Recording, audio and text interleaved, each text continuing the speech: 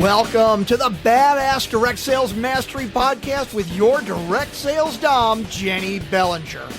Badass Direct Sales Mastery is a podcast for rock star direct sales moms who are determined to make their business kick ass.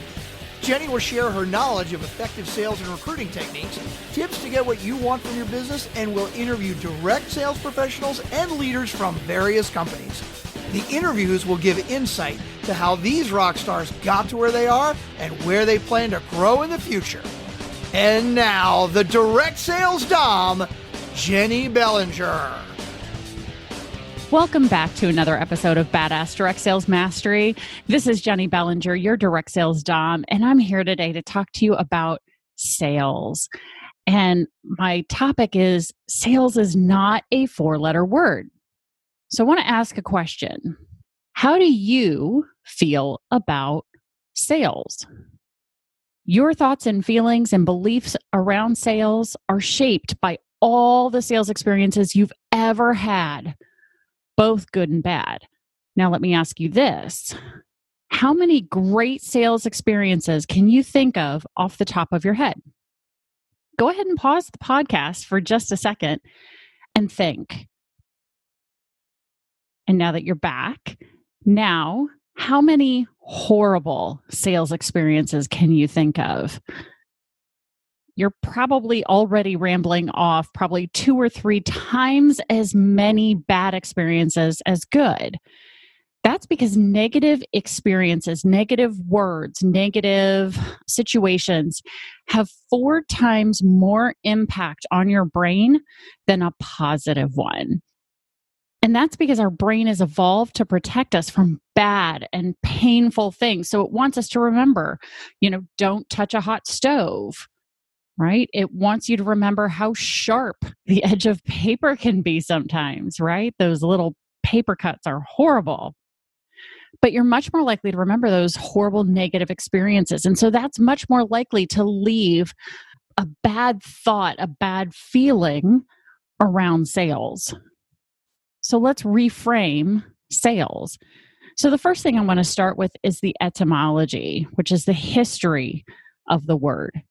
So the word sales comes from Old Germanic English, and the word used to be sala, and it meant to transfer. So in other words, I have something that you need to solve a problem that you have. You have something that I want, right? But you don't have the solution.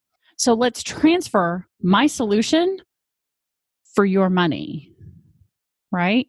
So when you reframe how you think about sales as a transfer of a solution to a problem, and the fact that the other person has money, which is a solution to your problem, then keeping that in mind makes that whole process a little less scary. But just knowing the history is not enough to change how you feel around sales. So let's go just a little bit deeper. So why do people feel gross about sales? Well, probably the number one reason is because they are mostly concerned about the outcome and how it impacts them. Many people are thinking, if I don't close this sale, I'm going to lose my promotion. I'm not going to earn the trip. I won't be able to pay my rent. Notice how all of that was about them. If I don't close the sale, I'm going to lose my promotion. I'm not going to earn the trip, and I won't be able to pay my rent. They're approaching everyone with dollar signs in their eyes and reeking of desperation. And I'm sure you've met other people who are like that, who just knew that you were the next sale that they needed to make in order to hit that promotion, earn the vacation, be able to get the car, or even just be able to keep the lights on at home. And you could smell it and sense it from a mile away before they even open their mouths. So in order to detach yourself from that outcome, it really helps to approach a sales conversation differently. So how do you approach a sales conversation in a way that doesn't have dollar signs in your eyes and reeking of desperation? So the first thing is have the goal of getting to know this other human. What do they want? What are their needs? What problems are they concerned with solving right now? Secondly, go into each of those conversations with the other person's best interest at heart and respect their boundaries. I recommend permission-based selling. So the reason I put in there respecting their boundaries is because many of us know that we have an amazing solution to somebody's problem. But if they can't see it and they say no, or they are not willing to invest at that time because they don't see the value at that time and they say no, then you respect that boundary that they've placed. But the permission-based selling goes something like this.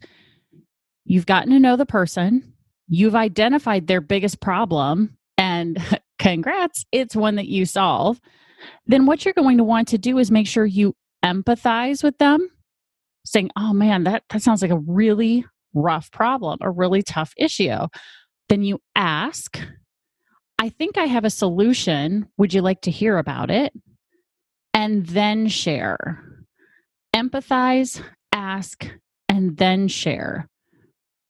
And finally, another way that you can approach a sales conversation in a really great way that a lot of people appreciate has to do with having a large enough network.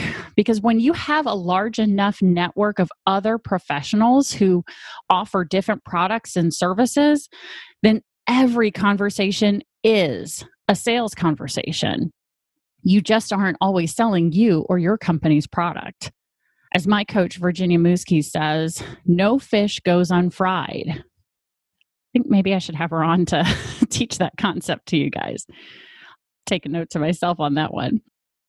So you want to make sure that when you're listening to people, what problems are they complaining about and how can you help them solve it? Because if you become the go-to person because you have amazing connections, if you become the go-to person because you know how to help people solve their problems, well, eventually they're going to get to the point where you've helped them so much, you've given them so much value that they're going to want to help you. And that may involve purchasing a product from your company or having a party in order to introduce you to some of their friends because they are so grateful and they want to do something to give back to you.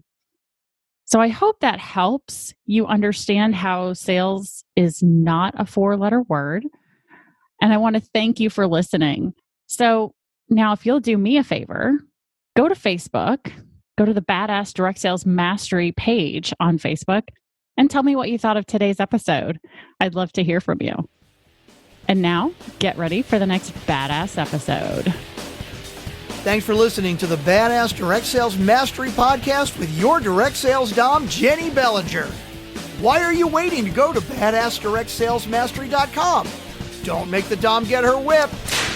If you enjoyed this episode, make sure to share it with another rock star that you know in direct sales after you subscribe to the podcast so you won't miss any future episodes. You can also check out the show notes for links and any contact information mentioned in today's episode. We'll see you next time.